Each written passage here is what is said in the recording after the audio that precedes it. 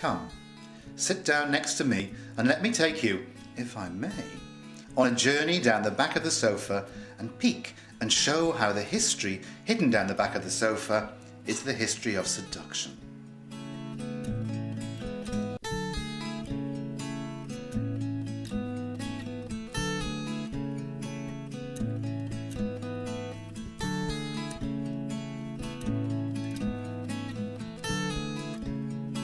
Sofas were once reserved for kings.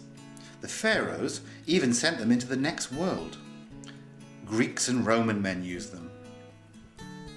Throughout medieval times, princes and popes recline. Most saints avoided them. In ancient Arabia, the sultans used them in their harems, and the word sofa comes from this time, from the Arabic safa. Fast forward 400 years, and we see sofas take Europe by storm.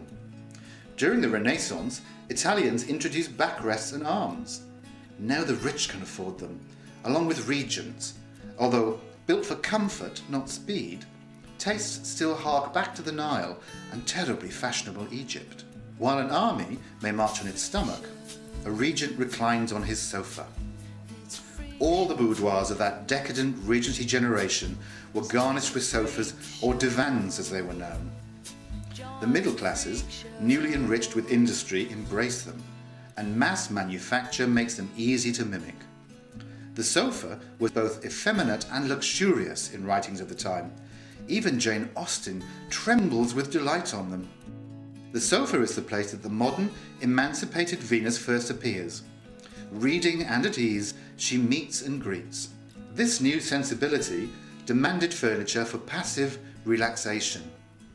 It has always been a luxury to lie around and cultivate oneself. The cult of the sofa is upon us. Even museums invite us to recline, relax and lay back.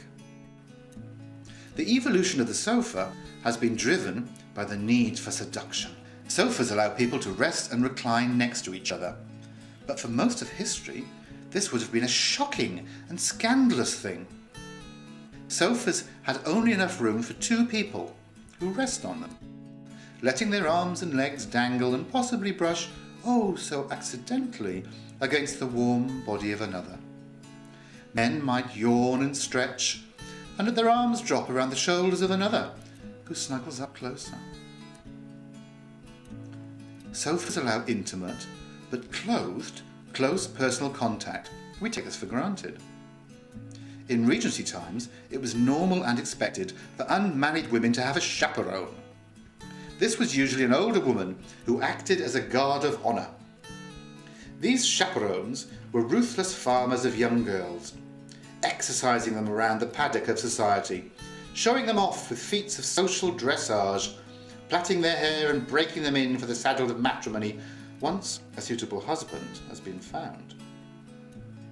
Chaperones would have been world champion speed daters, as long as they could have sat at the table with you. Sofas didn't have room for chaperones, and they loathed them. Not being able to pry, spy, maddened them. In 1850, coil springs were invented.